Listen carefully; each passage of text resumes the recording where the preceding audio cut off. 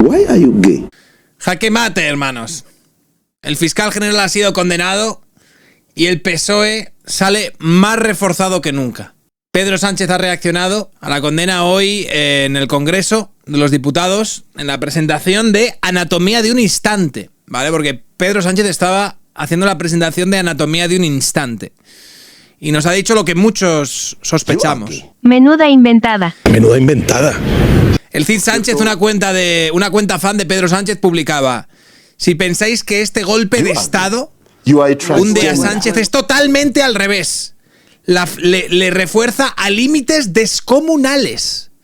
O sea, no le refuerza solo, le refuerza a límites descomunales. Pedro está bien. La democracia está en peligro y la gente va a votar en masa a Sánchez. Yo estoy bien. ¿Vale? Nunca jamás el presidente estuvo más reforzado que después de que hayan condenado al fiscal general que utilizaba como una alargación de su gobierno, ¿no? Docu 75. Vamos a ver. Por cierto, a los que estáis aquí presentes, sí quiero reconocer, en nombre del Gobierno de España, ese inmenso coraje, el vuestro, porque hoy vivimos tiempos complejos también para el periodismo. Tiempos complejos son, chicos. Atención. También para el periodismo. El periodismo también vive tiempos complejos, no solo él. El periodismo también está acomplejado, me imagino. Aquel largo instante de hace casi 45 años, si algo nos recuerda, o al menos a mí me recuerda, es el valor insustituible del trabajo del periodismo y de la importancia de defender ahora y siempre la libertad de prensa. Porque con su voz, aquellos narradores y narradoras y cronistas llegaron a millones de ciudadanos y ciudadanas en sus casas, en bares, en coches, que no sabían exactamente qué es lo que estaba sucediendo. Es un momento triste, ¿vale? Están en televisión española, no lo están pasando bien. Por lo menos yo creo que Pedro Sánchez tiene ese consuelo, ¿no? Que es verdad que han condenado a su fiscal general y esto algunos lo pueden interpretar como un golpe, pero realmente es algo que secretamente refuerza a Pedro Sánchez, ¿vale? Ya lo decía Máximo Pradera, creen que es una victoria, en realidad es una derrota, es una victoria para ellos, ¿vale? El fallo que puede salirle caro a la fachosfera cree que ha ganado un trofeo, pero lo que ha hecho es regalar a la izquierda un relato de agravio, un motivo de movilización y un espejo histórico en el que mirarse. La pregunta no es si habrá reacción, sino cuán masiva será, que es un poco coincidiendo con el Cid Sánchez, ¿no? En plan, nunca jamás habían estado tan fuertes como ahora. Patético. ¿Entendieron? Patético. Están además Rosalía Castín. ¿Cómo que 30 años de prisión para Ábalos? Increíble. Carne cruda, tío. Increíble. O sea, el franquismo no ha muerto. El franquismo sigue vivo. Y ahora están yendo a por los periodistas, ¿no? A los que han dejado de creer. Por alguna razón. Españoles, Franco no ha muerto. Sigue vivo en la política, la justicia, la policía, el ejército, el periodismo, la gran empresa. Sigue vivo en el principal partido de la derecha, que sigue escondiendo los crímenes del dictador, que solo hace 3 años condenó por primera vez la dictadura, pero que se niega a retirar los símbolos franquistas, que protesta cuando sacan a Franco de la tumba, que se niega a reconocer a las víctimas del franquismo y que llama reabrir heridas. ¡Qué hijos de puta, chicos! Están en la 2, ¿eh? Están en la 2. Están en etapa de negación, ¿tú crees? No lo sé.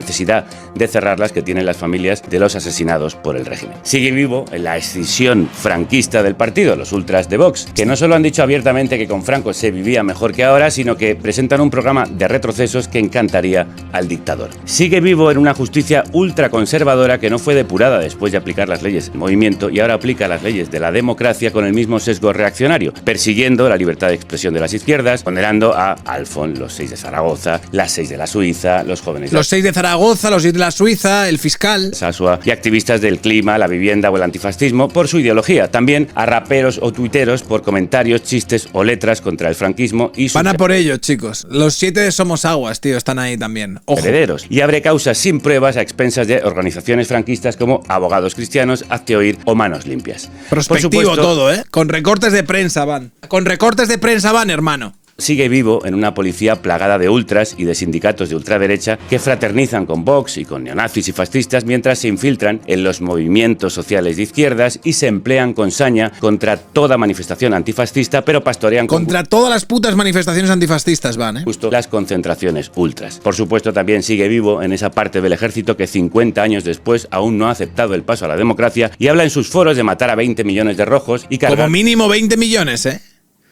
al perro de la Moncloa. Me estoy cagando. Y está vivo en el periodismo de cloaca que trabaja codo con la policía fascista inventando informes y noticias para intentar subvertir el orden democrático y para atacar cualquier proyecto político de reforma del régimen de la transición que fue un régimen de transacción. Porque es nueva, no fue un régimen de transición, fue un régimen de transacción. Eso sigue vivo el franquismo, desde Juan Carlos I a Felipe González, desde Fraga a Aznar, de Abascal a Eduardo Inda, desde las instituciones a la escuela, de la amnistía a los franquistas hasta el IBEX 35, hubo un pacto de silencio y de escritura para seguir contando que la dictadura fueron 40 años de paz y que con Franco... Es increíble, O sea, esto lo dicen cuando llevan literalmente 7 años gobernando, bro.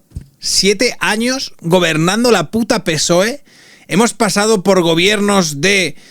Zapatero, por gobiernos de Felipe González. Quiero decir, en los últimos 40 años, si hacemos un balance de cuántos años ha gobernado la derecha contra cuántos años ha gobernado la izquierda, o sea, creo que han estado gobernando como un 70-60% del tiempo y aún así, no se sacan a Franco de la putísima boca, Es increíble.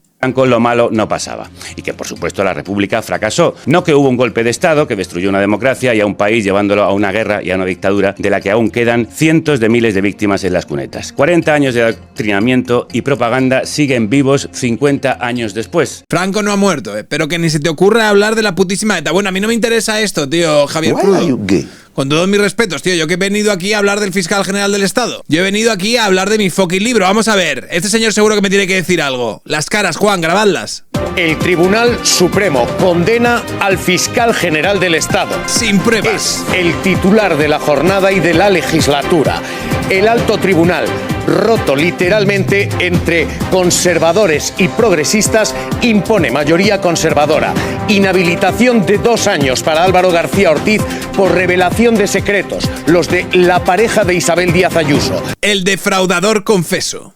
Esto es lo que acaba de fallar el Tribunal Supremo, que ahora mismo acaba de dejar sobre la mesa una crisis institucional y política de primer orden. El fiscal general del Estado, la máxima autoridad en fiscalía, cesado. La máxima. Y obligado 2 años a estar apartado del cargo. El fallo se acaba de hacer público. Cristina Cañedo es toda una bomba judicial y política. Carla Cuña, primero.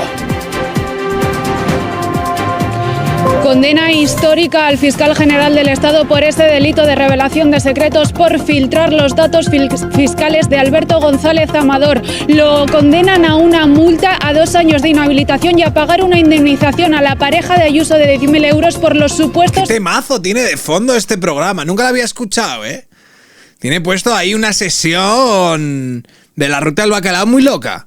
Daños generados a la pareja de Ayuso por esa supuesta filtración. Es un fallo que no es por unanimidad. Las dos magistradas progresistas van a emitir un voto particular. Premio Monbolín del año. A mí que me pasen la banda sonora, de Mañaneros. Sentencia, pero el resto, los 5 magistrados conservadores, van a condenar a Álvaro García Ortiz por revelación de secretos, lo que le va a apartar del cargo de la Fiscalía General del Estado.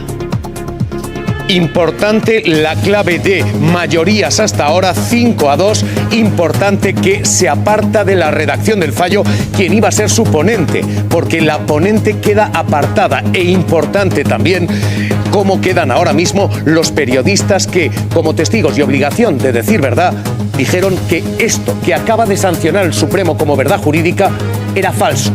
Lo que tenemos hoy es una bomba judicial con todo tipo de ramificaciones. Todo tipo de ramificaciones, bro. Que ahora mismo condena a 2 años de inhabilitación a Álvaro García Ortiz. Increíble. Claves jurídicas a esta hora para la lectura. La primera, esas mayorías progresistas frente a conservadores. Y Pedro Gómez, esa lectura fracciona al tribunal en la condena. Son mayoría los conservadores y son votos particulares los de los progresistas. You are transgender. Vamos a ver qué dice Pachi López. ¿Por qué nos odian tanto? ¿Qué hemos hecho? Sentencias se acatan, ¿no? Y nosotros la acatamos y la acataremos. Pero viendo lo que... A ver cómo... O sea, esto es como... Lo vamos a acatar. Pero me cago en sus muertos. Pero viendo lo que hemos visto, conociendo lo que conocemos, sabiendo lo que sabemos de todo el proceso, me parece una auténtica vergüenza. Y se va descojonándose, ¿eh?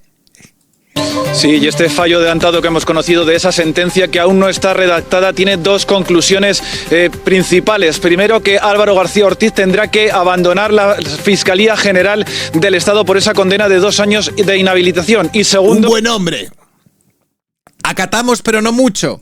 Que como Susana Polo iba a ser la ponente, la redactora de esa sentencia y está en contra de la mayoría que va a condenar al fiscal general del Estado, tiene que declinar esa ponencia de la sentencia en favor del presidente del Tribunal Supremo, de Andrés Martínez Arrieta. Hay que esperar a que esa sentencia esté redactada para ver cómo finalmente llegan a la conclusión de que Álvaro García Ortiz fue el causante de esa revelación de secretos. Esta es la primera clave, Pedro. Hay una segunda. La ponente decae y Arrieta ahora mismo es quien va a redactar esto. Los conservadores se imponen hasta el punto de que serán ellos los que escriban la redacción. Digo, hay una... ¡Qué puto asco, hermano! Segunda clave. Hay 6 periodistas que conocen la verdad. Y conocen la verdad los 6 periodistas. ¿Han hablado algunos de ellos? Que han dicho no fue el fiscal general del Estado el que filtró. Esos 6 periodistas han acudido como testigo, es decir, obligación de decir verdad. ¿Puede ahora el Supremo imputarles? ¿Puede ahora acusarles de perjurio? Esto es una subnormalidad, sabe que no, pero... Pues eso es lo que tenemos que analizar y leer cuando tengamos esa sentencia que aún está... No, porque... Y me juego tu calva y la mía a que dimitir va a ser solo un nombre ruso. El delito de la filtración que hace que... O sea, lo que se estaba dirimiendo era si el delito lo había filtrado, que se había habido una revelación de secretos por parte del fiscal. ¿Vale? No se estaba juzgando si la fuente del periodista Pepito era el fiscal general. Porque se entiende, ¿vale?, que lo puede filtrar el fiscal general... Entendemos esto y, a través de terceros, llegar a los periodistas. O lo puede llegar a filtrar la fiscalía y a partir de terceros llegar a la fiscalía. Y ellos dicen, no, pero nosotros lo recibimos antes. Yo ya sabía de ese correo, tenía conocimiento de ese correo antes. Pero ya. Tú tenías conocimiento de ese correo antes de que supuestamente lo tuviese el fiscal general. Pero todos los indicios y los hechos materiales apuntan a que el momento en el que ese correo se publicó en distintos medios de comunicación, en El Plural, en la SER, en el momento en el que ese mail empezó a rular, ¿por qué nos odian tanto? En el momento en el que Pilar Acera le dice a Juan Lobato, oye, tenemos el mail y tal, fue horas después de que el fiscal general dijese, pásamelo a este correo que necesitamos cuadrar el círculo, cerrar el relato. Es decir, que tú tuvieses conocimiento de ese correo antes no incapacita o no imposibilita que el fiscal lo hubiese filtrado en el momento en el que precisamente se filtró y lo conoció todo el mundo y se publicó en la prensa. Entonces, eso es algo a lo que ellos se intentan aferrar, pero da un poquillo de vergüenza ajena. El Partido Popular ya no está pidiendo la dimisión del fiscal, sino la del propio Sánchez. El gobierno... Increíble, ¿eh?, que el Partido Popular pida la dimisión del propio Sánchez. Una comparecencia institucional urgente para pedir eso, convocatoria de elecciones. Las reacciones en estos momentos se están produciendo y el Partido Popular, Vox, hablando exactamente en estos términos. Esto es lo que dicen. Cuca Gamarra, la verdad se impondrá, decía Sánchez. La verdad se ha impuesto. El fiscal general del Estado condenado e inhabilitado. Pepa Millán, Vox, vuestro 20N, recordando que hoy es el aniversario de la muerte de Franco. Yone Belarra, Estas son las reacciones que hemos visto. Increíble. Sobre el fiscal general del Estado, Alfonso Pérez Medina. Condenado, Antonio, es la sentencia que acaba de notificar ahora mismo la Sala Segunda del Tribunal Supremo por un delito de revelación de datos reservados. En principio es una condena de multa, en concreto 20 euros, la pena durante 12 meses. 20 euros durante 12 meses todos los días, ¿eh? Ya me jodería tener que estar pagándoselos. A pagar. A pagar. inhabilitación también por tiempo de 2 años. Se le absuelve. 640 pavos al mes, aprox. Son 7.000 pavos, chicos, 7.000 pavos. Poco me parece. Por el resto de delitos de los que era objeto de acusación, pero condenado a pena de multa por revelación de secretos, el fiscal general del Estado, Álvaro García Ortiz. Atención, atención. Atención, ¿Qué ha pasado, chicos? ¿Qué ha pasado? ¿Qué pasó? Eso es lo que le diríamos a Alan Barroso, ¿no? Alan Barroso. De las 13 pruebas que dejaron sin salida a García Ortiz hacia una condena histórica en el Supremo. 6 mensajes, 2 llamadas, un correo, una nota y un triple borrado han llevado al fiscal general a una inhabilitación de 2 años para el cargo. El Tribunal Supremo ha condenado al fiscal general del Estado, Álvaro García Ortiz, por un delito de revelación de secretos cometido con la filtración de datos reservados de la pareja de Isabel Díaz Ayuso. El fiscal general dictó y ordenó difundir a los medios de comunicación aquel comunicado el 14 de marzo de 2024. Estos son los indicios con carga probatoria que no pudo esquivar durante su paso por el Supremo. Tenemos el primero, interés por el caso. A principios de 2024, la Fiscalía Provincial de Madrid recibió un informe de la Agencia Tributaria en el que se apuntaba que el novio de Ayuso podría haber cometido 2 delitos contra la hacienda pública, relativos al pago de impuestos de sociedades de una empresa suya en los ejercicios de 2020 y 2021, y otro de falsedad documental. El 7 de marzo de 2024, la mano derecha de García Ortiz en la Fiscalía General del Estado, Diego Villafañe, se comunicó con el fiscal jefe provincial de Madrid, Pilar Rodríguez, interesándose por aquel expediente. ¿Podrías pedirle que nos lo envíen escaneado por las 2 caras? Le dijo en WhatsApp al día siguiente, dejando constancia de que el órgano que dirige García Ortiz tenía interés en este asunto. ¿Qué interés puede tener el fiscal general del Estado, siendo supuestamente el fiscal general, alguien independiente, no la fiscalía, absolutamente independiente? ¿Qué interés puede tener en uno de muchos casos que puede haber de gente que comete un delito con su impuesto de sociedades a la hora de pagarle al fisco y demás? ¿Qué posible interés podría tener? Solo podía ser un interés político / partidista, en tanto este señor era la pareja de Isabel Díaz Ayuso y esto se iba a utilizar como munición para atacar a la presidenta de la comunidad. ¿Podrías pedirles que nos lo envíen escaneado por las 2 caras? Esto es lo que le dijo. No sé cuál es la excusa, no sé cuál es la justificación que dieron de por qué se interesó la Fiscalía General en ese caso y pidió que le enviasen el expediente porque era muy importante para ellos. Pero a lo mejor en algún momento nos lo quieren explicar y sería divertido que así fuese, ¿vale? Se ha dado publicidad por el fiscal general del Estado. El 12 de marzo, a las 6, el diario publicó la primera información sobre el presunto fraude fiscal del novio de Ayuso. Es decir, ellos, Fiscalía pide, oye, me interesa este caso, me he enterado de que este es el novio de Ayuso, ¿me lo puedes pasar? Y el 12 de marzo, en el diario.es, de repente sale la información. ¿Quién se la habrá filtrado al diario.es? No se sabe. La primera información sobre el presunto fraude fiscal del novio de Ayuso. La noticia, según apuntó la UCO, contenía fragmentos presentes en la documentación que la Fiscalía Provincial había facilitado al teniente fiscal Villafañe. Pilar Rodríguez intercambió a lo largo de esa jornada varios mensajes comentando esta noticia y al día siguiente escribió a uno de sus contactos. El jueves Diego me pidió las diligencias y le mandé todo. Así que imagino que después de analizarlas es cuando se ha dado publicidad por el Fiscalía General del Estado. Sorpresa. Frenético intercambio de comunicaciones. A las 9:29 horas del 13 de marzo de 2024, El Mundo publicó: la Fiscalía ofrece a la pareja de Ayuso un pacto para que admita 2 delitos fiscales mientras judicializa el caso. Esta noticia dio pie, según concluyó el Supremo, en uno de sus autos, a un frenético intercambio de comunicaciones entre García Ortiz y otros fiscales con los correos intercambiados entre la defensa del novio de Ayuso y el Ministerio Nadie se acuerda de la chiqui Público. que se fue la boca unas horas antes de salir en los medios. A las 9:34, García Ortiz llamó a Pilar Rodríguez y esta a su vez al fiscal encargado del caso de la pareja de Ayuso, que era el que estaba en un partido de fútbol. Lo necesitaban para cerrar el relato, ¿vale? Cerrar el círculo. La fiscal jefe de Madrid escribió a las 9:54 un WhatsApp al fiscal general. Hola, ¿a qué correo te mando los correos cruzados de Julián? Y el abogado, Julián era el fiscal, el abogado era el novio del abogado del novio de Ayuso. García Ortiz le contestó con su dirección de correo electrónico personal y minutos después Rodríguez le remitió 2 mails más a las 9:59 y a las 10:01. El correo que García Ortiz recibió a las 9:54 9:59 horas contenía el mail que envió la defensa del novio de Ayuso a Fiscalía el 2 de febrero de 2024, reconociendo los delitos. Ciertamente se han cometido 2 delitos contra la Hacienda Pública. Parte del contenido de aquel correo lo difundiría en la cadena SER a las 11:25, es decir, 1 hora y media después de que le mandasen el correo al fiscal general del Estado. En la web a las 11:51. Y ahora el Supremo investiga cómo llegó a su poder. Que ya es casualidad. Que ya es casualidad que en el momento en el que decida filtrarse, el momento en el que eso se publique, sea justo en el momento, horas después, de que el fiscal general monte literalmente todo un sainete, monte un circo para conseguir esos mails que eran tan importantes para ganar la batalla del relato, y que justo después esa batalla del relato sea apuntalada con la publicación del mail en cuestión en la putísima cadena SER.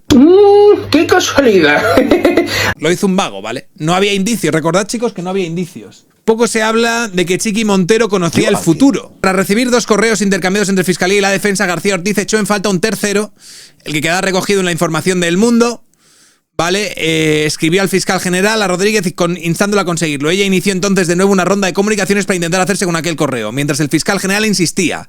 En cuanto lo tengas, le escribió a WhatsApp y agregó: lo necesitamos para cerrar el círculo.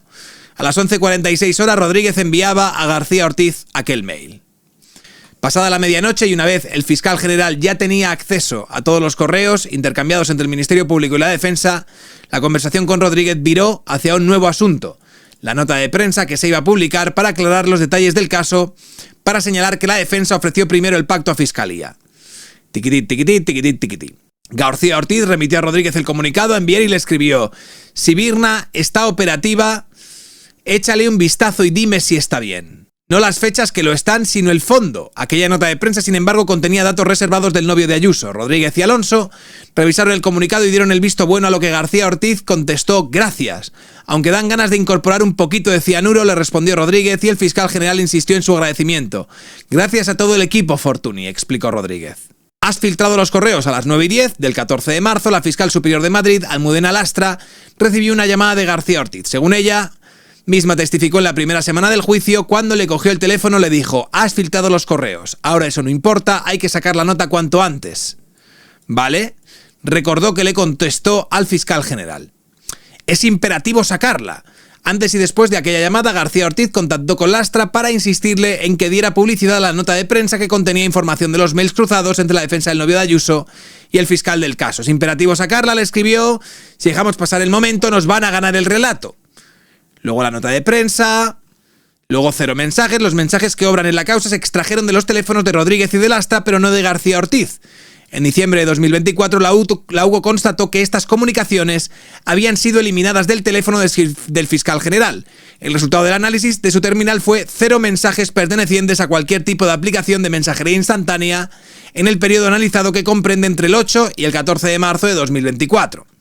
La Guardia Civil también descubrió que García Ortiz había cambiado de terminal telefónico una semana después de que el Supremo acordara abrirle una investigación. Más tarde, la UCO reveló que desde junio de 2023 el fiscal general tuvo 2 teléfonos y que en el último año no había devuelto ninguno a la administración tras dejar de usarlo. En su declaración en fase de instrucción, García Ortiz dijo que esos cambios los hacía por seguridad. También por seguridad borró todo su Gmail personal. Ojo, no el Gmail de trabajo, el personal también lo borraba por seguridad. El último indicio que enfrentaba el fiscal general, después de meses de investigación de la UCO e instrucciones desde el Supremo, lo destapó la Guardia Civil en febrero de este año. García Ortiz no solo eliminó, el día que el Supremo le abrió investigación, los mensajes que almacenaba en su WhatsApp, sino que también eliminó la cuenta de Gmail en la que recibió el correo de defensa del novio de Ayuso, aquel cuya filtración hoy se investiga y que fue base para la nota de prensa posterior. La UCO habló de una eliminación deliberada de la cuenta de Google del fiscal general del Estado. Esto es lo que dicen ellos, que no hay indicios, ni pruebas, ni absolutamente nada. Y por eso lloran mares u océanos de lágrimas. Chicos, yo estoy triste y vosotros seguro que también, ¿vale? Golpe de Estado a la justicia. Totalmente. Golpe blando, chicos. Intentan ganar por las togas lo que no ganaron por las urnas. You are transgender. Why are you gay?